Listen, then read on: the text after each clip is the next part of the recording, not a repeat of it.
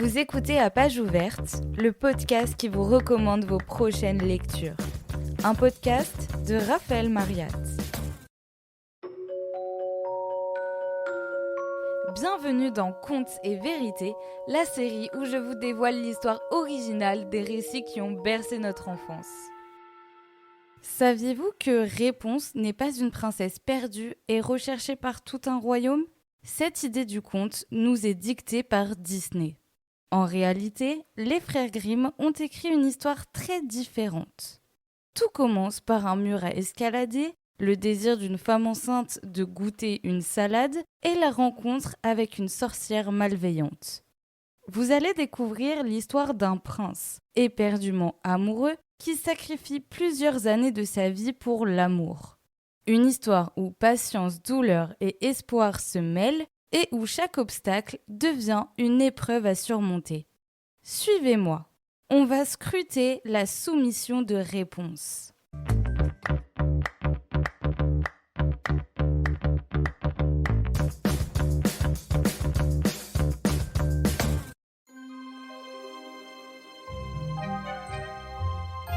Le conte des frères Grimm commence par une histoire d'escalade. Et ce n'est pas une ascension sportive ou la recherche d'un exploit. L'homme qui escalade un mur cherche à cueillir les fleurs de sa voisine. Pourquoi ? La raison n'est pas forcément évidente. Mais il est envoyé par sa femme, enceinte, qui a envie de goûter quelques plantes. Depuis sa fenêtre, elle admire le jardin d'à côté. Ne pouvant pas l'atteindre, elle est prise d'une grande mélancolie qui la fait maigrir et pâlir de jour en jour. Elle a envie de manger des réponses. Voilà pourquoi un homme se retrouve à escalader la façade de sa voisine, qui est, tenez-vous bien, une sorcière. Il réussit à porter des réponses à sa femme, qui s'en fait une délicieuse salade. N'ayant pas calmé ses envies, la femme en demande encore. Le mari y retourne et cette fois, il se fait prendre par la sorcière. Évidemment, elle se met en colère et menace son voisin. Il lui explique la situation. « Si, comme tu le prétends, je veux bien te permettre d'emporter autant de réponses que tu voudras, mais à une condition, c'est que tu me donnes l'enfant que ta femme va mettre au monde. Tout ira bien pour lui, et j'en prendrai soin comme une mère. » Voilà le marché qu'a passé la sorcière avec l'homme. Disney a totalement réinventé le début de cette histoire. Le dessin animé s'ouvre avec l'accouchement de la reine. Pour éviter qu'elle meure en couche, on lui fait boire un bouillon de réponse. Et la petite princesse vient au monde avec une chevelure d'or magique. La mère Gothel, qui n'est pas officiellement une sorcière dans le dessin animé, sait que les cheveux de la princesse peuvent la rendre éternellement jeune si elle les coiffe quotidiennement. Alors, elle enlève l'enfant. Et la princesse grandit coincée dans une tour sans savoir qu'elle est la fille du roi. Dans le conte des frères Grimm, quand la petite fille naît, comme prévu, la sorcière l'emporte. Elle attend 12 ans pour l'enfermer en haut de sa tour, alors que dans Disney, elle la séquestre directement dans son donjon.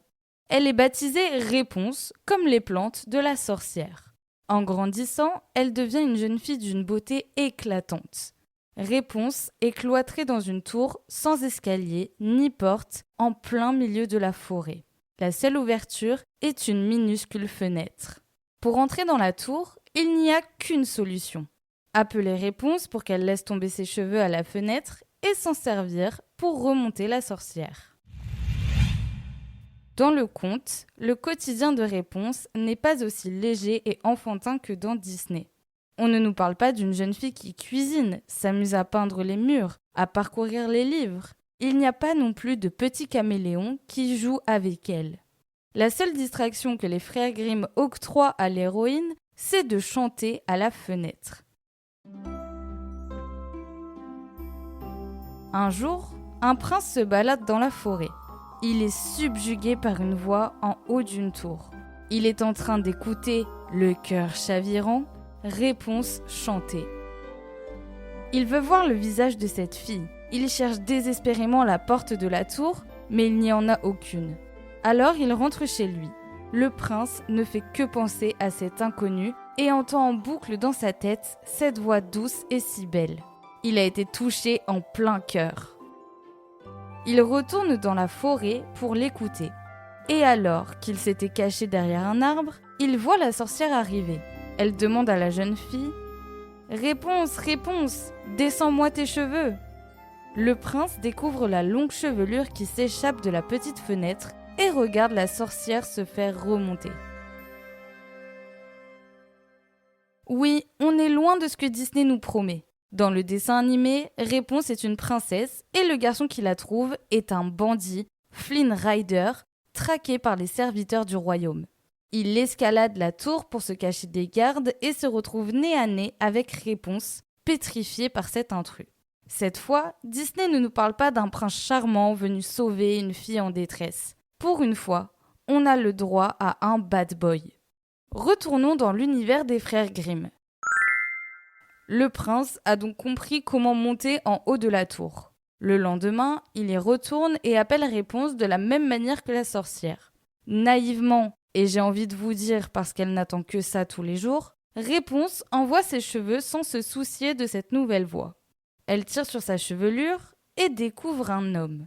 Le prince lui confie ses sentiments et l'émotion qu'il a ressentie en l'écoutant chanter. Il lui dit que depuis le premier jour où il l'a entendue, il ne dort plus sans penser à elle. Et il la demande en mariage. Réponse se mit à penser.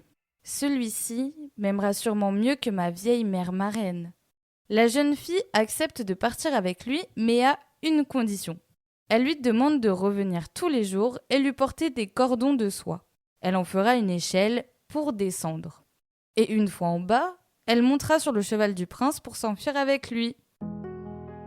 Disney s'est inspiré de la légende de Réponse pour en faire une aventure héroïque. Le dessin animé nous présente la princesse qui s'enfuit avec Flynn. Il lui a promis de l'emmener au royaume pour admirer les lanternes que le roi et la reine lancent dans le ciel en mémoire de leur fille perdue.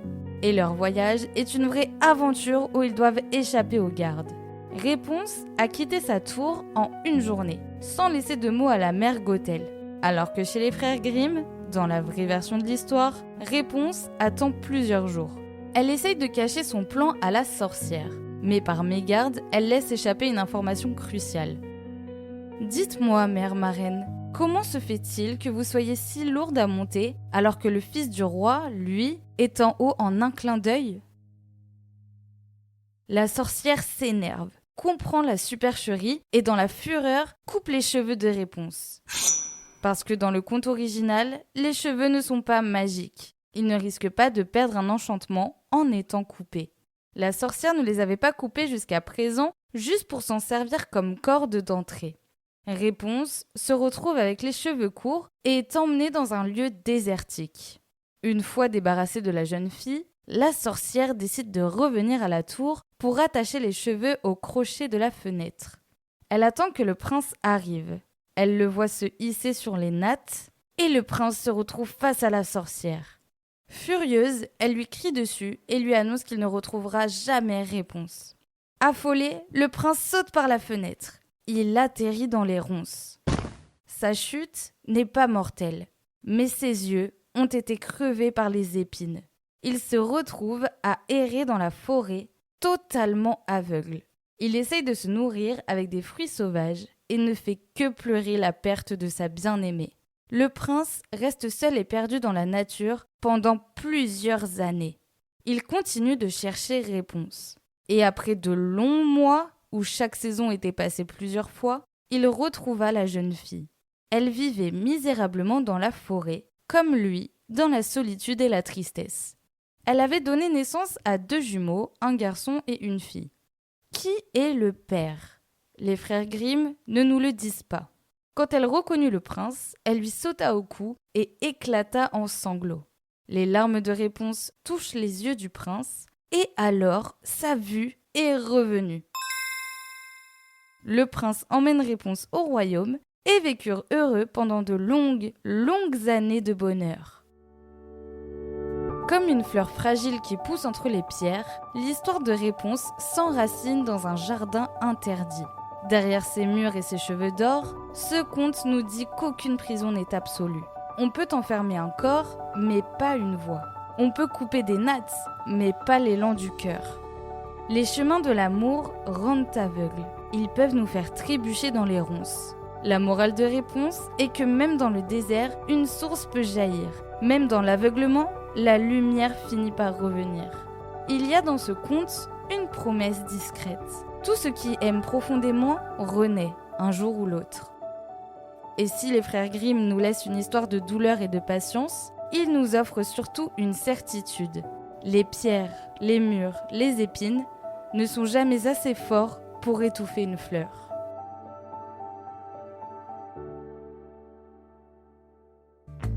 Vous venez d'écouter À Page Ouverte, un podcast écrit et réalisé par Raphaël Mariat. Pour plus d'épisodes, rendez-vous sur votre plateforme d'écoute préférée.